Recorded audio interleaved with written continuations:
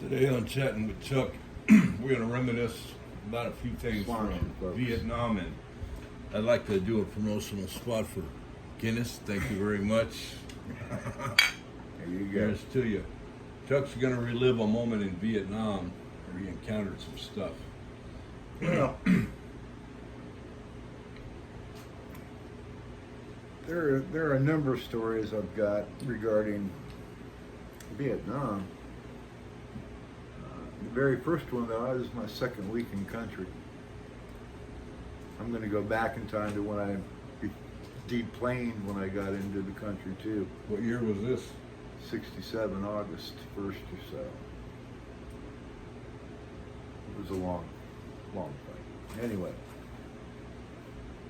second week in there, I'm on OJT, on the job training, on a bulldozer, Caterpillar D7E, and the guy I'm with is named Cash, and he's operating.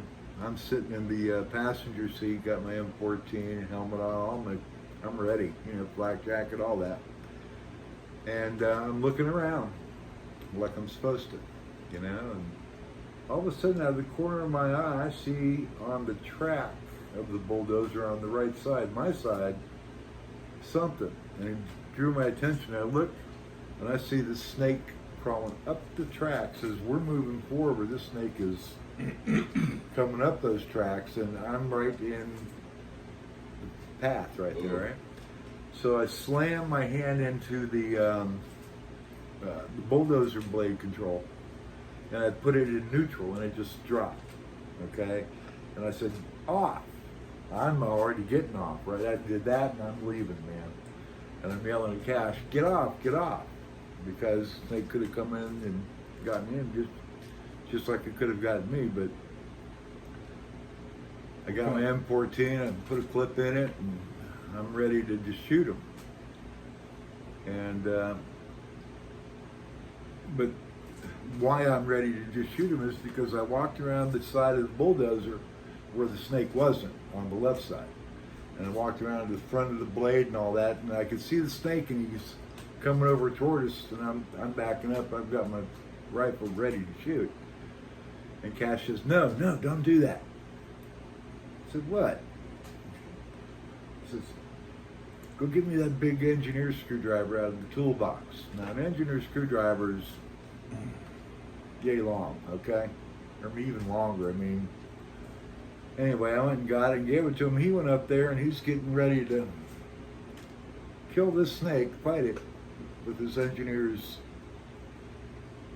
screwdriver. And I said to him, hey, man, before you do that, put some glasses on, because we had goggles. I said, because some snakes spit. So I said, do that. He did. We came back, and what happened is that when I hit that neutral, or what they call float, that thing went down and it pinned the snake. However, about 10 foot, 11 foot is showing, and it's ready. Hood's out, the whole thing. What kind of snake was it? Cobra, yeah. Big one. Anyway, so Cash gets up there, and I'm going, oh, this can't go well, to myself and my just turned 19-year-old mind. And Cash gets up there with that thing, and it's like he's sword fighting. Count of Monte Cristo or something. Killed that cobra. With a screwdriver. Beat it to death. Wow. Let me tell you, those screwdrivers, Yeah. they're big. Well, I can see that. I can't see trying to stab it, but I can see beating the shit out of it. Yeah, of He course. beat it to death. So then he got over and moved the bulldozer once we were sure it was dead, and we finished pulling it out of the hole. Now, earth movers, we had Clark 290Ms, and that's 290 cubic yards that those things carry. And they have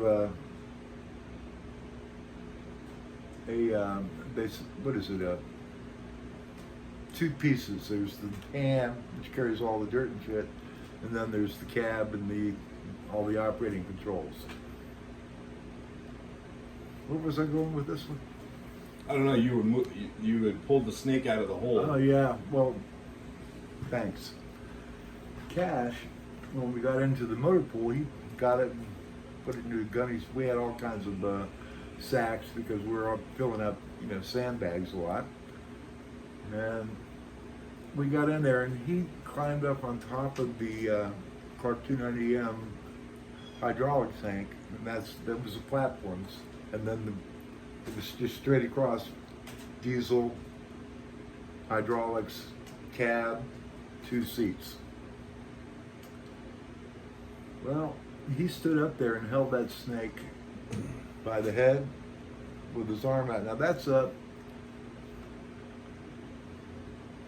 about 15 foot with him and his arm out there. It was dragging the ground. That was my first encounter with wildlife, if you will, in Vietnam. It was interesting. Those things can be scary from what I've seen on TV. Never encountered one in real life and don't want to. Well, I've encountered plenty of snakes in my lifetime. My dad saw to that. But, Oh, down in the mangroves way back when. yeah. Gotcha. All right, well, that's it for this one. Thanks, Chuck. We'll talk to you You'll again have to soon. edit on, I'm sure, on some of that, but